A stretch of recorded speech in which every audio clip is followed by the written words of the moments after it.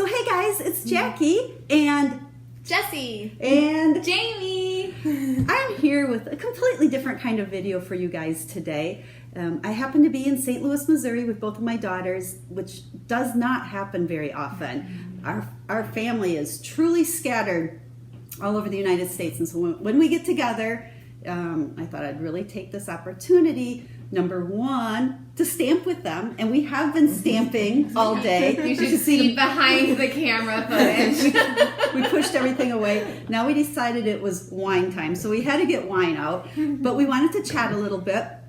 And it's something, number one, that I'm very passionate about when it comes to training and teaching other demonstrators. And that's what I like to call growing up as a Stampin' Up Kid. These guys literally grew up as Stampin' Up Kids. I became a Stampin' Up demonstrator over 24 years ago now. And when I started, they were 2, 4, and 7. That was pretty little. And right from the very beginning, I always involved my kids in my business. You know, the one thing I've said to other people, don't use your kids as an excuse for why you can't do things in your business. Use them as the reason why you do this business. And so we thought we'd chat a little bit, drink a little wine with you, but talk about what it was like for them to grow up as Stampin' Up Kids. Some of the kind of funny things they had to put the pros and cons. There we go. The pros and cons. And I know the pros outweigh the cons.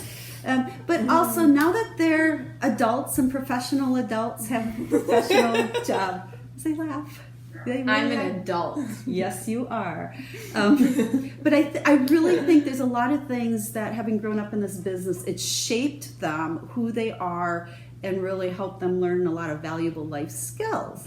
And so as you progress with your Stampin' Up business, and especially those of you that have young kids, involve them. Don't make this a me business. It truly was a family business, and they got the benefits, but they also put up with a lot.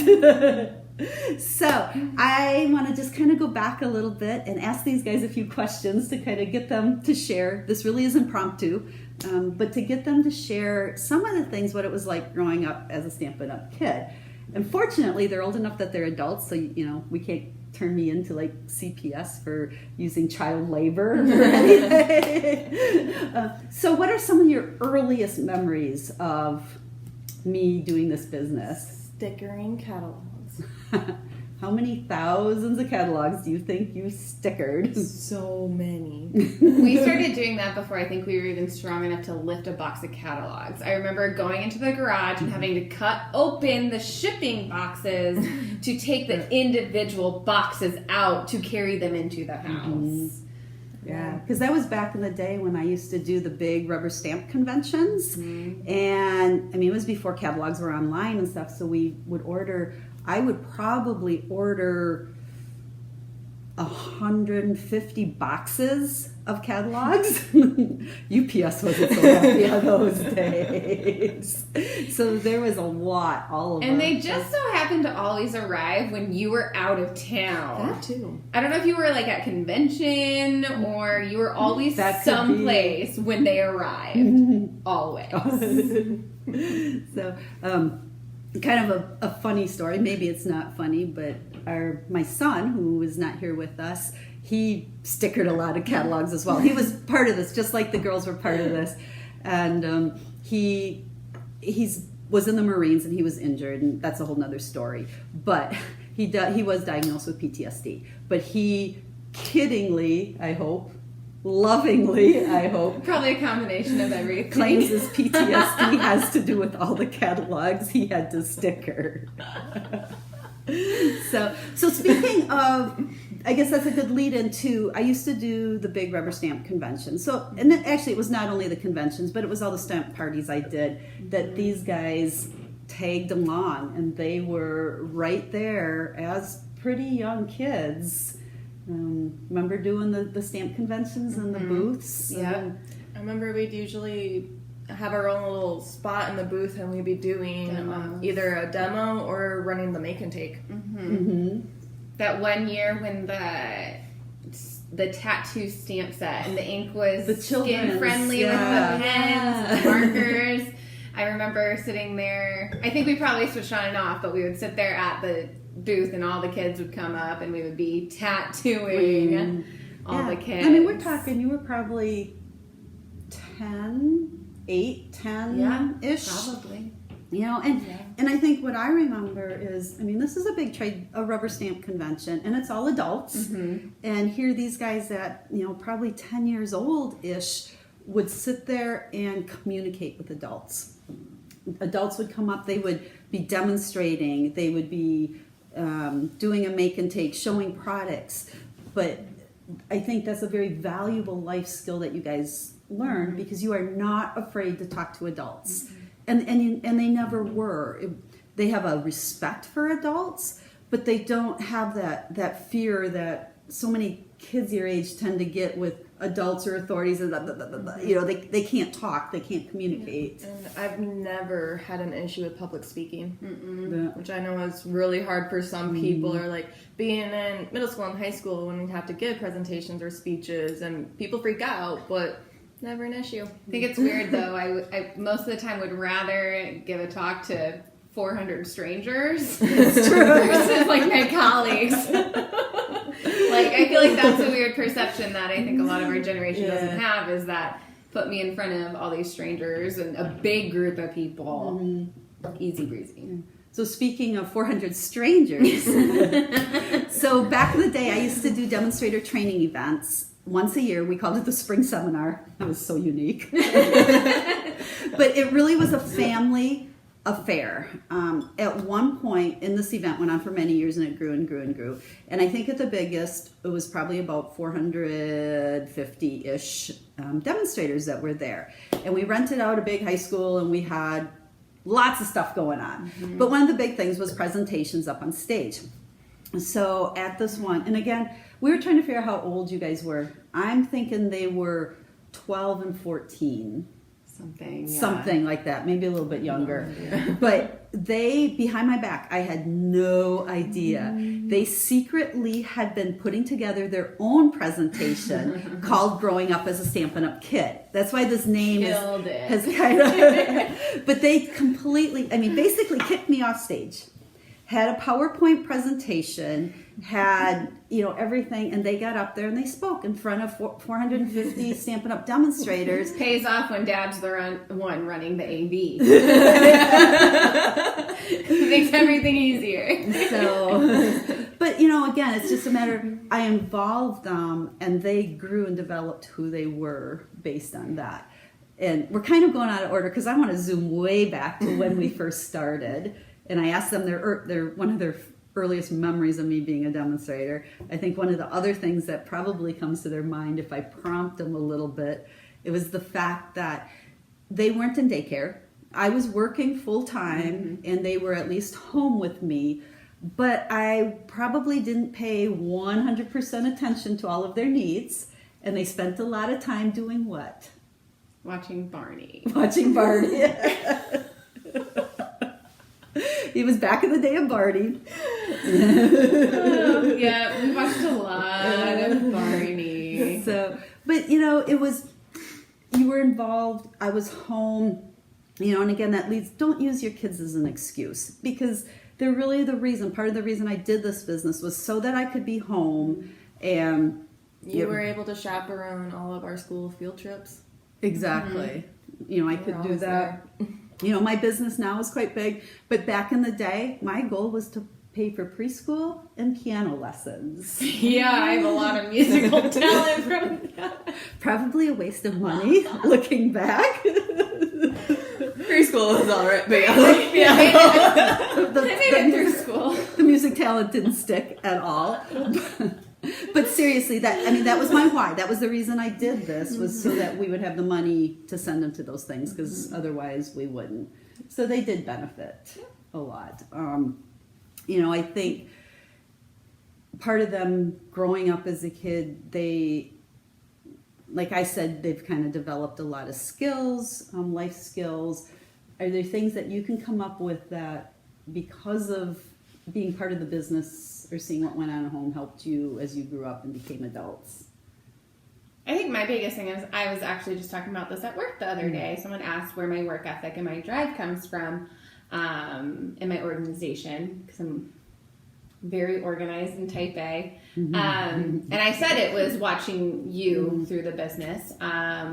You work for everything that you want. You learn how to organize, actually operating a business from our basement when you have the three of us running around and dealing with us. I totally just thought about this one. We haven't talked about this one in a while. But when I was 16, I backed my car into the mailbox at home. Clearly a 16-year-old can't pay for $1,500 worth of damage to her car. But there's a lot of work that can be done. But I think that's probably the first time that, like, you gave me a list. I worked for you regular hours all summer long to pay off my car repairs. Exactly. I can't believe I just thought about that. That's right when, like, the tech era started coming, and I remember helping you with your blog. You would write the posts, but I would schedule them. I would go in, and I would... Weird. I don't know why I just thought of that. Did that maybe come back to you because recently you had a car repair bill and you still work for me? And this one wasn't my fault, though. I got hit this time. But the repairs were the exact same ones. Jesse, anything you can think of that through the business that really helped you shape who you were? Honestly, I mean, 'cause I already spoke on the public speaking, no issue with that. And I do a lot of presentations and speaking with authorities for my work. So, like, I think, what you mentioned earlier about, like, growing up, always talking to adults, I kind of, like, still do that. So, it's not intimidating. It's easy to do.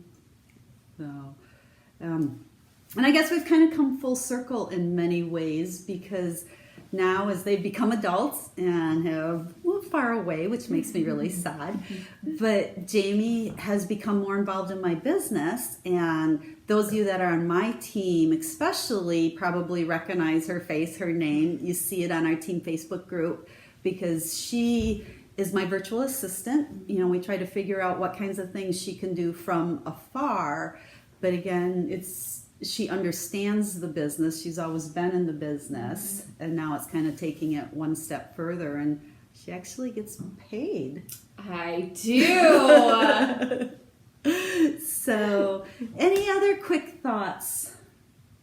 I think we talked about how, professionally and who we've grown up as people, but I don't think everyone understands the impact that the business has on just who we are, like, personally, the connections we've made, having multiple moms across the country just because Stampin' Up has that connection and there's always someone there to support us. Which I can probably elaborate on that one. So, like my mom said, we've moved all over the country, which kind of started with me. Yeah.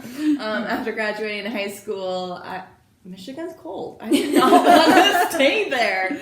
So we packed my car and I moved cross country to Utah to attend college. So Jill Olson took me in, acted as my other mother. She helped me she brought me to doctor's appointments, like really another mother.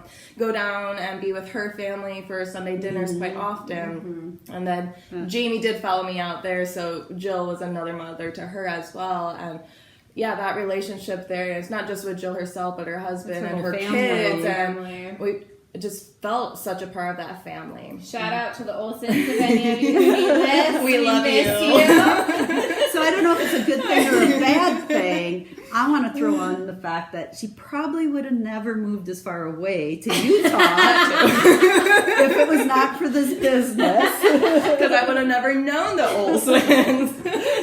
But what she was saying, I mean, that was, especially from a mother's perspective, when you have an 18-year-old who just graduated from high school, literally moved across the country, but we had dear friends, because of Stampin' Up, that lived there that just totally embraced her and later Jami as their kids. And that's so comforting to me to just know that, I mean, anything they needed, if anything happened, I mean, I always knew Jill was there, and truly treated you guys as part of the family. And then Then from Utah, I moved down to Arizona, a little town called Sierra Vista, basically on the Mexico border, all the way down there. And that's where I met Sharon Armstrong, who is now known as my Arizona mother. And same concept. She was there, everything I needed. She has also taken me to a doctor's appointment before. issues. Dinner at her house constantly, and I think too because Sharon moved out to Arizona, just her and her husband, while all of her kids were still back in Texas, and I'm within the same age as all of her kids, so she truly took me in as one of her daughters, and yeah, it's great. I feel like this is not my last move. I'm constantly going to be moving around the country, but I just... So anyone in North Carolina, we need a North Carolina mom. But yeah, I really know anywhere I go, there'll be another Stampin' Up demonstrator there willing to take me in as a daughter. Yeah. And it's, we say it often, and I think sometimes it becomes one of those sayings that we just say, and it's all about the relationships. And you've heard Sarah and Shelley talk about that a lot. It's not just stamps, paper, and ink. And I mean, this is living proof that it is way more than stamps, ink, and paper. I think stamps, ink, and paper is the vessel to bring people together, to develop relationships. Like I said at the beginning, we've spent the day stamping, and it's been like the best day to sit with my kids. It's been fun. And they actually can make nice cards compared to, I remember Button Bear. I would say my Button Bear was on point with the chalk. What was the chalk that we used to color? Pastels used to color. Yeah. I mean, you guys always have had your hand on. Oh, I only remember, it was just a few years ago I learned about, I was too young to remember, but apparently I talked my father through making a card for my mother. I don't remember, like birthday, Valentine's Day, something, and it was horrific. But I'm a little toddler, I'm telling my dad, okay, now stamp this here, stamp this here. But now they both have Paper Pumpkin subscriptions. Yep. Love those.